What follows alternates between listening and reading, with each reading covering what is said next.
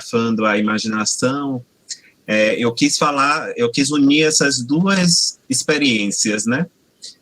A minha experiência acadêmica, a minha experiência na universidade, com a geografia, com os estudos étnicos, a antropologia, e a minha experiência com a literatura, que se não é extensa, porque eu não tenho muitos livros publicados, são poucos os livros publicados, é extensa no sentido do quanto eu conheço da literatura, do quanto eu conheço, do quanto isso ainda faz parte da minha vida, do tanto de tempo que isso faz parte da minha vida. Então, é uma coisa que eu tenho contato desde a infância e pude estudar, conhecer inúmeros autores nesse sentido, né? E me aprofundar na literatura mesmo. E eu acho que é importante estabelecer esses vínculos, falar sobre essas pontes.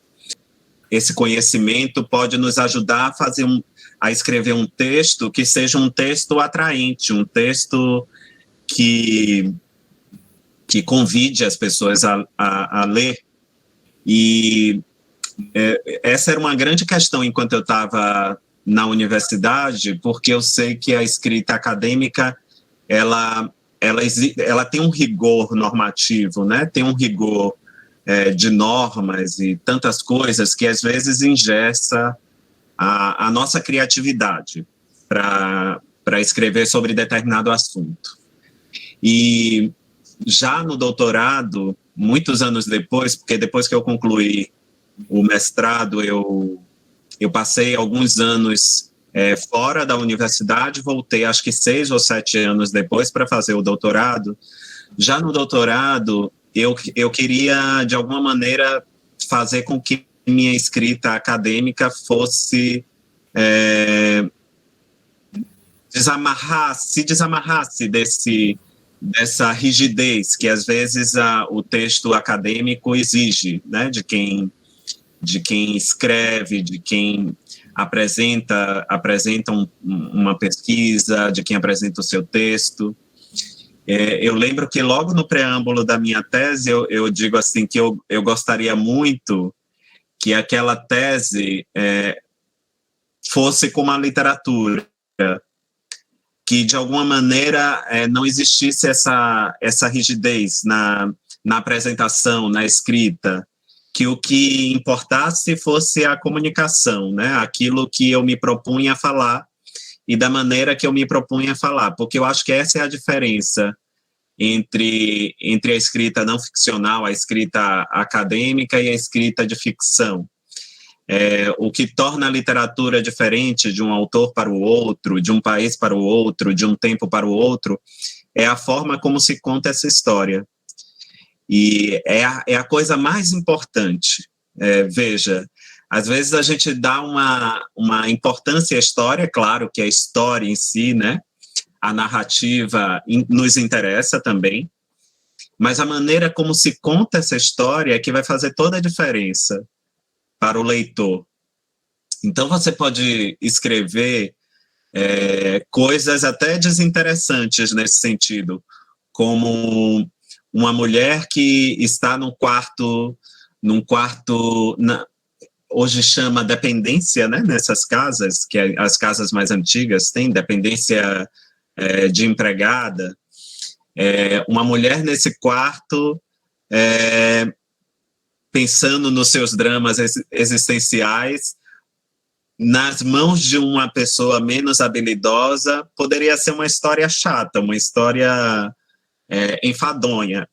Mas só porque eu citei a Clarice Lispector e o Simenon, eu estou lembrando aqui, a Clarice fez disso um romance que se tornou um dos romances mais duradouros da nossa literatura, que encontra muitos leitores e que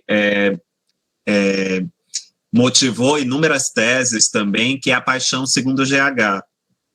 Ou seja, um quartinho pode ser uma coisa, a princípio, enfadonha para qualquer um de nós, né? primeiro que é um lugar que traz marcas da nossa sociedade, né, de uma sociedade escravocrata, de uma sociedade desigual, mas depois, e é um lugar que muito pequeno, onde a imaginação pode nos alcançar ali.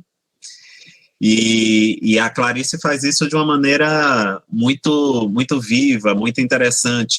Ou ainda, estou aqui lembrando do Gabriel Garcia Marques em 100 Anos de Solidão. Ali ele cria uma aldeia fictícia que, claro, inspirada no lugar onde ele nasceu, Aracataca, na Colômbia, e essa aldeia é um mundo dentro de um lugar pequeno, né, de um lugar minúsculo. E quando ele conta aquela história, a história de Macondo, né, em 100 Anos de Solidão, a partir daquelas famílias, da família Buendia, ele, no fundo, está falando sobre todos nós, né? Está falando sobre a América Latina, está falando sobre a colonização, está falando sobre o nosso lugar no mundo. E a imaginação dele não tem limites, fez desse lugar um lugar que é um marco. Esse romance já tem mais de 50 anos que foi publicado e se tornou um clássico da literatura universal. Ou seja, mesmo que o Garcia Marques era jornalista de formação e a Clarice Lispector era advogada, era bacharel em direito, os dois tinham formação distante da literatura, não eram formados em literatura, mas usaram a literatura para falar da paisagem, para falar do mundo, para falar sobre nós mesmos, né? E no fundo